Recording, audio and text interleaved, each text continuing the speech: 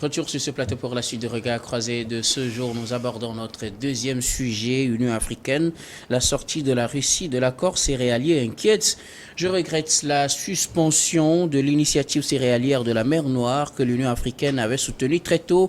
C'est ce qu'a déclaré le président de la commission de l'Union africaine, Moussa Faki Mahamat, sur son compte Twitter. J'exhorte les parties prenantes à résoudre les problèmes pour permettre la reprise du passage continu et sécurisé des céréales et engrais d'Ukraine et de Russie vers les régions qui en ont besoin, notamment l'Afrique.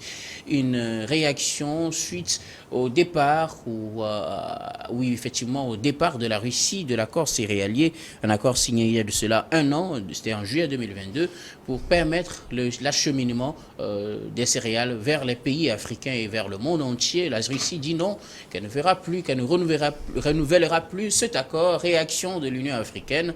On exhorte les deux parties à revenir à de meilleurs sentiments pour qu'on puisse acheminer les céréales vers le reste du monde et surtout vers l'Afrique. Gabriel Jao. Que peut-on dire de plus? C'est tout ce que nous, Africains, pouvons dire, que les deux parties arrivent à trouver un compromis pour pouvoir permettre à ce que nous ayons notre blé, d'autant plus que, vous savez, un pays comme l'Égypte importe 100% de son blé de la Russie et de l'Ukraine. En vrai, bon, la rupture de cet accord-là par la Russie n'empêche pas l'Ukraine d'exporter encore ses produits, mais sauf que... Ce ne sera plus par la mer Noire. Voilà, ce ne sera plus par la mer Noire, et même les mesures sécuritaires ne sont pas véritablement garanties. Donc c'est ça qui pose problème.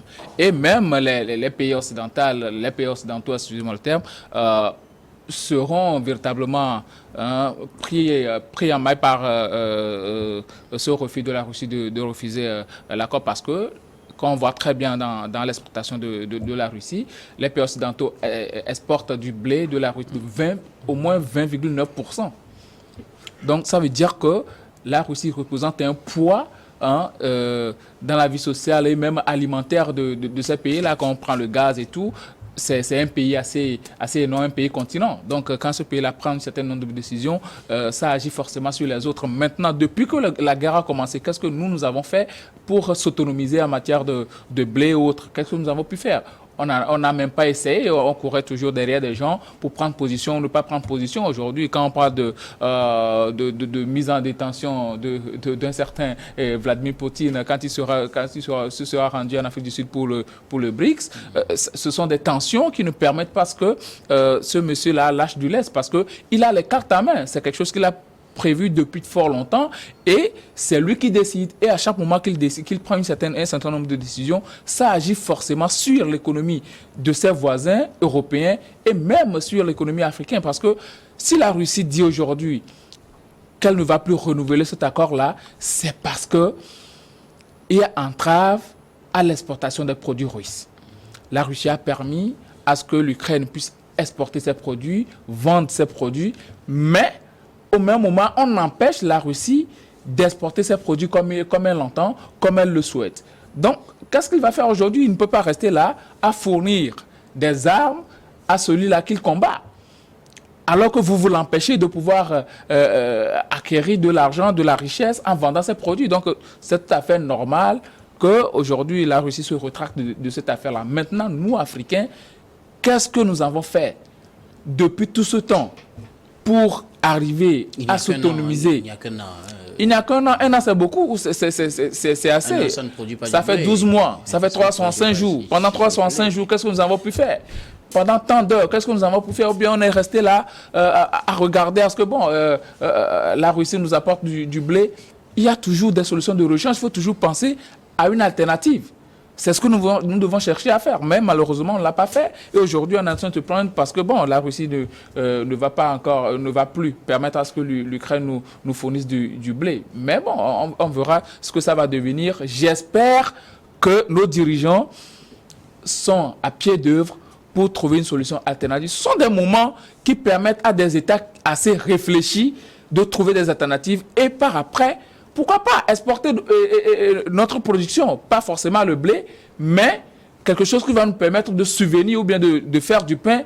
Pourquoi pas? Au Togo, ici, on a eu quelqu'un qui fait du pain avec du manioc et du maïs. Mais ce monsieur-là, est-ce qu'on l'a soutenu? ça doit être une solution à grande échelle. Mais bon, on l'a laissé partir. Et puis bon, parce que bon, le blé ne continue pas à venir, on s'est adapté à l'augmentation du prix du pain et tout. Mais jusque-là, je pense que nos dirigeants, c'est encore une occasion qui leur est offerte de pouvoir réfléchir à trouver une alternative. Louis, la Russie vient de fermer définitivement le robinet, ou du moins, pour le moment, elle vient de fermer le robinet, elle ne fait plus partie de cet accord. Oui, mais l'accord même en soi, quand vous le voyez, je pense que c'est un trompe-l'œil. Parce que le grand bénéficiaire de cet accord, en réalité, n'est pas l'Afrique. Parce que selon les chiffres que moi j'ai, quand vous prenez, on nous dit que pendant un an, c'est plus de 30 millions de tonnes de céréales qui ont été transportées à travers les ports ukrainiens. Quand vous voyez là, sur les 3 millions de tonnes de produits... 30 millions. Sur les 30 millions de tonnes de produits transportés, vous allez vous rendre compte que pendant un an, l'Afrique tropicale n'a obtenu que 0,7%. L'Afrique du Nord en a obtenu 3,2%.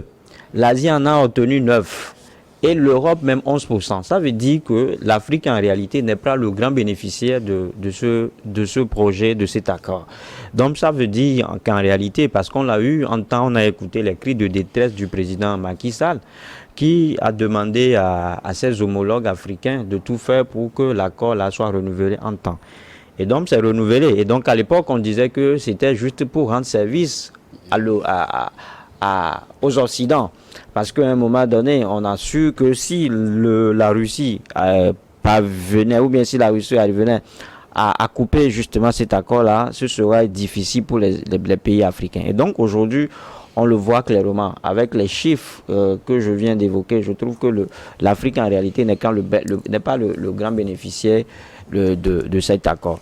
Maintenant, Gabin le disait tout à l'heure, mais c'est-à-dire que pourquoi est-ce que cet accord-là peut être rompu? C'est rompu justement parce que ça montre aujourd'hui combien de fois les Africains ne sont pas conséquents envers eux-mêmes. C'est-à-dire que quand on est dans une position de quelqu'un qui a du mal à se décider, quelqu'un qui a du mal à être honnête envers soi-même, on ne peut être ça. Parce que dans cette crise actuelle, on ne connaît pas la position exacte de l'Afrique.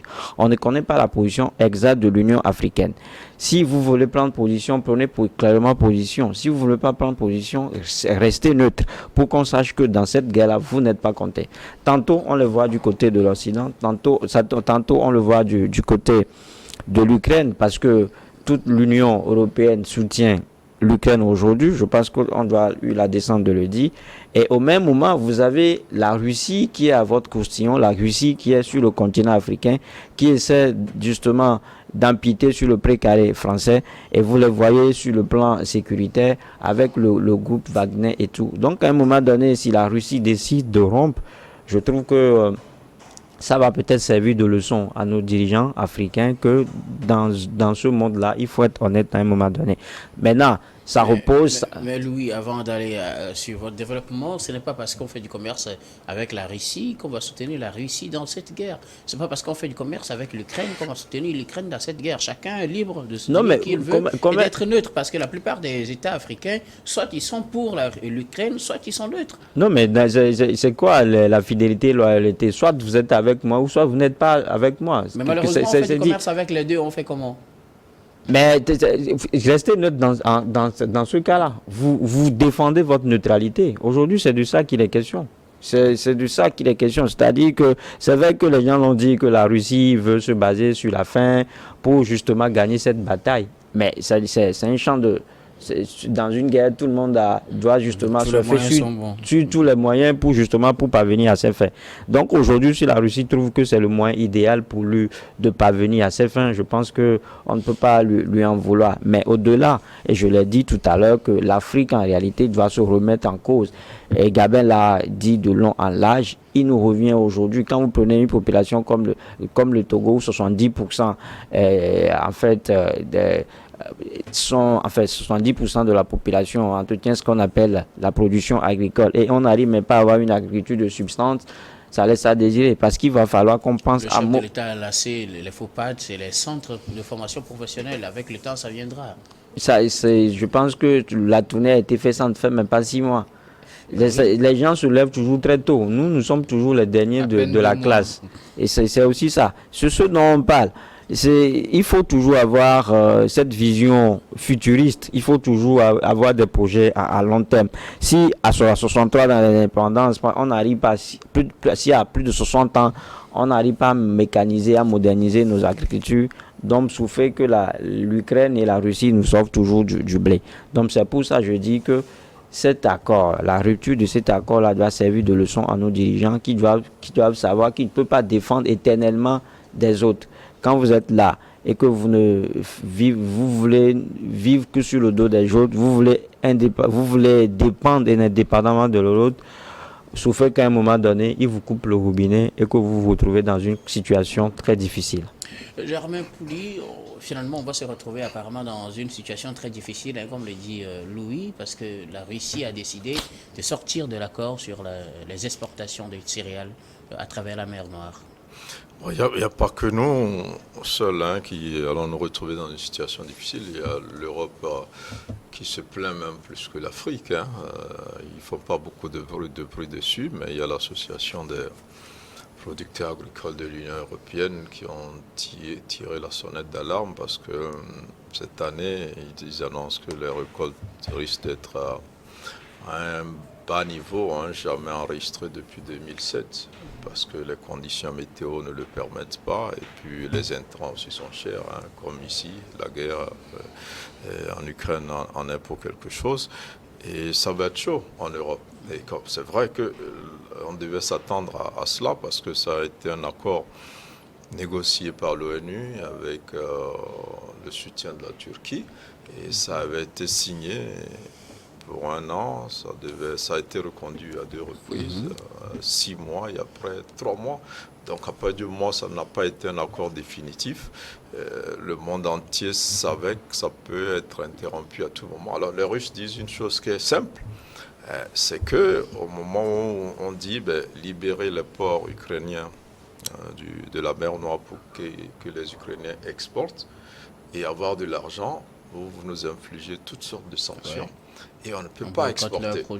Donc, on ne peut pas continuer comme ça. 1. Et 2, ils ont dit au départ que cette initiative, c'était pour permettre que les céréales arrivent à des pays comme les nôtres, des pays en voie de développement, et des pays pauvres comme les nôtres. Mais comme a su le rappeler lui tout à l'heure, nous ne sommes pas les principaux bénéficiaires de cet accord-là. Parce que ce qui nous vient ici est insignifiant. Les gros bénéficiaires sont des pays comme la Chine, c'est la Turquie, c'est l'Italie, c'est l'Espagne, c'est certains pays européens qui prennent près de 95% de ces 65%, j'allais dire, donc de ces exportations-là. Et donc la Russie estime que ce n'est pas dans l'intérêt des pays comme les nôtres. Donc aujourd'hui, les Européens s'inquiètent. Ils auront probablement de mauvaises récoltes cette année et ils ont besoin du maïs et du blé ukrainien et russe. Et donc, il leur appartient de lever une partie des sanctions infligées à la Russie. C'est tout ce que la Russie demande en réalité. Mais on donne l'impression que c'est la Russie qui est cynique, oui, et qui veut punir le monde, mais on oublie que la Russie aussi souffre des sanctions. Alors je crois que les Occidentaux devraient être un peu plus honnêtes, comme ça a été le cas au sein de la CEDEAO, et de reconnaître, quand il était question de sanctionner le Mali, de savoir qu'on se punissait nous-mêmes en sanctionnant le Mali, oui, que les Occidentaux reconnaissent, qu'ils se punissent en sanctionnant la Russie et chercher à amener les deux pays à aller vers la paix au lieu de continuer par armer l'Ukraine et par étouffer économiquement la Russie pour espérer donc arriver à leur fin. Donc aujourd'hui, nous sommes des victimes collatérales, comme on peut dire, mais nous ne sommes pas les principales victimes. Non, je ne pense pas que l'Afrique soit. Mais en même temps, je crois que les dirigeants africains ont compris que cette guerre est une opportunité pour l'Afrique, surtout sur le plan agricole. Et un pays comme le Togo, qui ne transformait pas son phosphate en engrais, a déjà conclu donc des accords, notamment avec des Marocains, des Indiens, pour commencer par produire de l'engrais au Togo et le distribuer dans les autres pays africains. Donc c'est une bonne chose, puisque l'engrais russe, qu'on ait des restrictions, n'arrive pas à nous être livré régulièrement et en quantité suffisante. On a du phosphate, il faut passer à cela. Aujourd'hui, Gabin le disait, certains Africains ont tenté de faire du pain avec du manioc, un certain nombre de pays et de produits agricoles africains. Il faut qu'on pense aussi à aller vers là. Et le maïs, on peut en produire aussi en quantité. Plusieurs pays aujourd'hui investissent pour atteindre une certaine sécurité alimentaire et ne pas dépendre de l'Occident, pas seulement de la Russie et de l'Ukraine, mais des pays asiatiques aussi en ce qui concerne le riz et un certain nombre de choses. On dépend énormément. Donc, plusieurs pays aujourd'hui disent nous sommes obligés de produire ce que nous consommons, de consommer ce qu'on produit. Donc, cette guerre est une occasion pour l'Afrique et il faut que les populations aussi s'approprient ce genre de message pour qu'on revienne consommer déjà ce que nous produisons et qu'on travaille pour produire ce qu'on consomme, mais c'est possible. Donc, je crois que c'est une guerre, si on sait s'y prendre, surtout en Afrique, on pourra tirer notre épingle du jeu. Et je pense que c'est d'ailleurs pour ça que l'Afrique observe une certaine neutralité donc, dans ce conflit-là. Et maintenant, après, c'est bien de garder cette posture, mais il faut travailler, il faut amener les populations dans nos différents pays à comprendre que c'est le moment ou jamais d'aller vers une indépendance sur le plan alimentaire et donc de produire ça. On n'est pas capable de fabriquer un portable, on n'est pas capable de fabriquer une grenade ou une voiture, mais produire du maïs, on peut. Et même des pays comme le Burkina essaient de produire du blé. Donc tout ça est possible et il faut que l'Afrique saisisse cette opportunité-là. Gabin, alors à quoi doit-on s'attendre après cette décision de la Russie de ne plus être dans cet accord-là? Les exportations ne sont pas pour autant coupées totalement, il y a d'autres moyens, mais quelles peuvent être les conséquences de cette décision pour l'Afrique et puis pour le reste du monde selon vous? Bon, les conséquences pour l'Afrique, c'est assez infime. Moi, je le dis, c'est parce que notre problème en Afrique, c'est pas de manger du pain. C'est de trouver quelque chose d'assez consistant à manger. Le pain fait partir, le pain fait partir. C'est pas que du pain. Le pain en fait partie, mais le pain n'est pas notre principale nourriture. Pour moi, il y a le maïs et tout. Bon, pour moi, quand notamment la déclaration d'Emmanuel Macron qui dit que bon, déjà que la Russie est cynique envers les pays en difficulté, citant les pays en difficulté, il parle des pays africains. Moi, je dis c'est méchant de sa part. C'est pas bien ce qu'il est en train de dire parce que eux-mêmes, ils en souffrent. S'ils critiquent aujourd'hui la position de la Russie, c'est parce que eux-mêmes, ils pensent à leur population. Ils se disent que vraiment, si la Russie n'exporte plus ses produits vers nous, qu'allons-nous devenir? Qu'est-ce que ça va être? Parce que bon, eux, ils en consomment en satiété. Mais nous, en Afrique, on n'a pas forcément besoin du blé. Peut-être on a besoin des engrais chimiques parce qu'on est en train de faire développer notre agriculture. Mais c'est pourquoi je dis toujours qu'il faut penser à une solution alternative. Moi, je tombe des nues aujourd'hui que bon, en Afrique, avec plus de 65% de terres arides non exploitées, on est là, on est en train de pleurnicher, on ne doit pas pleurnicher. Il faut remarquer que lors du retrait de la Russie, l'Ukraine et Zelensky a fait convoquer des journalistes africains à qui il a eu un entretien. Celui-là qui manquait du respect à nos chefs de l'État, aujourd'hui, parce que la Russie a quitté un accord, il a trouvé l'aubaine d'appeler les journalistes africains parce que il veut se faire une place auprès de l'Union africaine. Nous devons prendre conscience de l'importance que représente l'Afrique dans ce monde. C'est pas pour rien qu'on dit souvent que l'Afrique, c'est le continent de l'avenir. Nous sommes véritablement le continent de l'avenir et je ne m'adresse pas qu'aux chefs de l'État, mais aussi aux populations. Nous devons prendre conscience et travailler. Nous devons véritablement travailler pour avoir une place sous le soleil. Ce n'est pas le travail que les Chinois sont arrivés à ce stade-là aujourd'hui. Donc, on doit arriver à travailler dur, à s'imposer et surtout être clair dans nos positions. On ne veut pas, c'est vrai, on ne va pas s'aligner sur la Russie ou bien sur l'Ukraine, mais maintenons toujours notre position en ne dandinant pas. Parce que la plupart du temps, tu as l'impression que nos dirigeants, ou bien l'Union africaine, nos organisations sont en train de soutenir une partie contre une autre, ce que la Russie est en train de dénoncer. la Russie aujourd'hui dit on va exporter, mais vers les pays qui nous soutiennent. Ça veut tout dire. Donc les pays qui soutiennent la Russie, eux le savent. Et nous le savons aussi. Donc nos positions en Afrique doivent être claires et surtout... Les pays qui sont neutres. Oui, bon, être neutre, c'est déjà prendre position. Hein. On ne va pas se mentir. Si tu es neutre dans une situation conflictuelle, tu as déjà pris position. Donc pour moi, tagons sur le travail, faisons évoluer notre agriculture.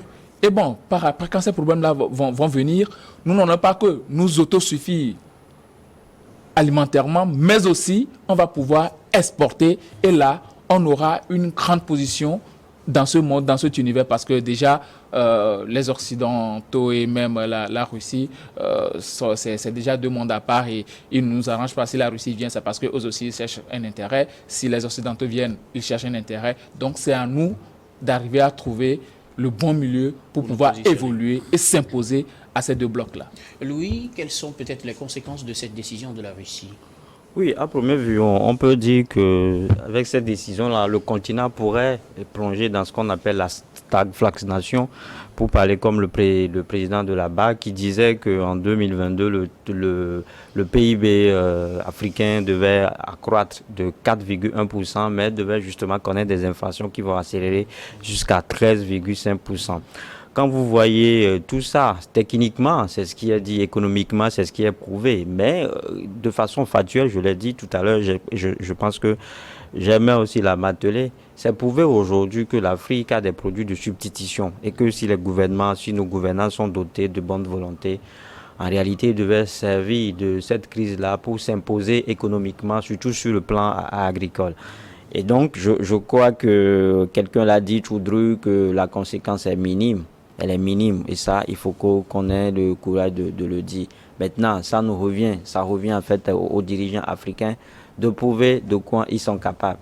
Parce que c'est un peu, en guillemets, aberrant, c'est ridicule de voir qu'un continent comme l'Afrique, où il y a tellement d'espaces cultivables, et que pour une agriculture de subsistance aussi, on a du mal à en produire. Donc, je pense que c'est le moment pour nous, c'est le moment plus que jamais pour les Africains de prendre les taureaux par les cornes, de prendre les choses au sérieux et de prouver justement qu'on est capable de beaucoup de choses.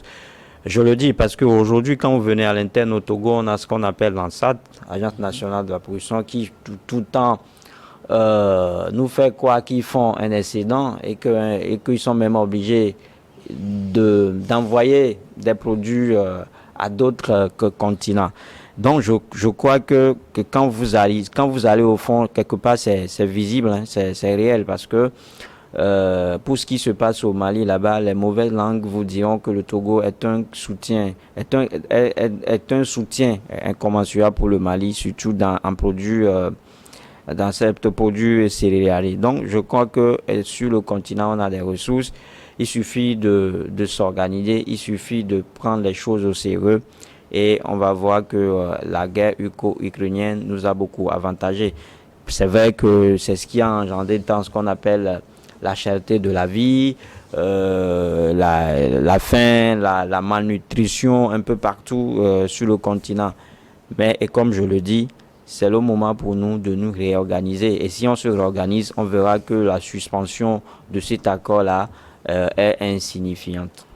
Germain, peut-être la suspension de cet accord-là est insignifiant à condition qu'on se réorganise. Quelles peut être selon vous les conséquences et comment devons-nous réagir nous autres pays africains?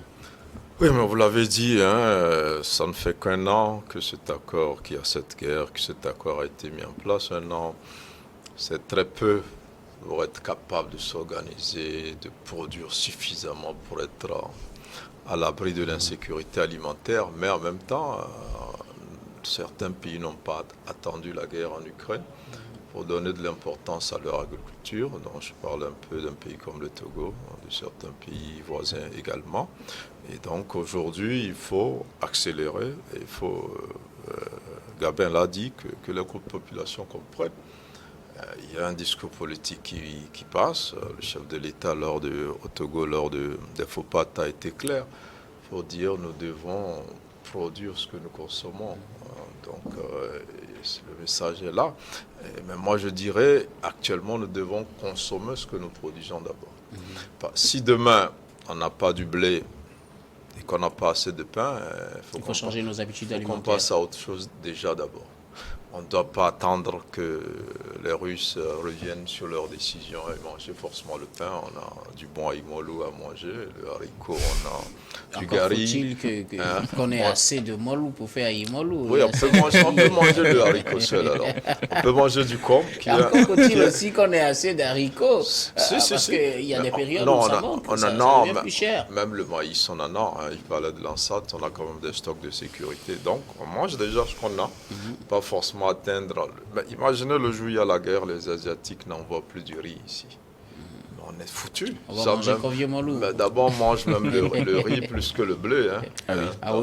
Ici au Togo, oui. Donc, si demain la guerre avec Taïwan et tout ça devient une réalité, qu'on n'arrive plus à avoir du riz, ça va être la même situation. Donc, déjà, consommons ce que nous produisons. Parce que nous avons aussi ce défaut-là. On n'aime pas les produits qui viennent de chez nous. On sous-estime nos produits, alors que ces mêmes produits, une fois transformés en Occident, nous reviennent très cher en les consommant. Donc, nous avons aussi aujourd'hui, dans certains pays, nous passons à la transformation des produits agricoles aussi. Pour créer une plus-value, pour leur donner plus d'importance, il faut aussi qu'on pense à cela. Donc moi, je pense que la première réaction, c'est de consommer ce que nous produisons déjà. Et après, produire ce qu'on consomme. Ce que nous consommons qui n'est pas produit ici, on passe à cette étape, puisque dans l'immédiat, on ne peut pas produire ce qu'on consomme, parce que ça va prendre du temps. Mais on peut commencer et déjà revenir à consommer. Mais on ne peut pas avoir le pain, on fait comment? On ne peut pas le petit déjeuner sans le pain, il faut penser à autre chose. Bon, on n'en est pas encore là, mais songeons déjà à ça pour ne pas être totalement dépendant. Nous avons un complexe d'infériorité et pourtant, je pense que nous avons tout. Et pendant quand cette crise a commencé, vous avez vu que les gouvernants au Togo, par exemple, ont fait beaucoup la promotion du pain fabriqué à base des produits locaux ici. Mais ça n'a pas pris. Les Togolais n'ont pas suivi. Oui. On nous a même indiqué des boulangeries où on peut trouver du pain. Du bon pain fabriqué à base de nos produits. Mais est-ce que ces boulangeries-là ont prospéré? Est-ce que les Togolais sont allés pour dire, mais voilà, en attendant, or c'est des pains qui ont la même qualité que le pain fabriqué à base de blé, mais nous n'avons pas eu ce réflexe-là. Donc nous avons encore ce complexe d'infériorité-là qui fait que si on ne fait pas attention, on ne pourra pas profiter de cette crise. Et pourtant, cette crise nous offre une opportunité énorme pour nous en sortir, pour nous enrichir, pour être indépendants, pour assurer notre sécurité alimentaire. Merci beaucoup à vous. Nous allons marquer la pause pour le journal, puis on vous retrouve pour la suite de Regards croisés de ce jour.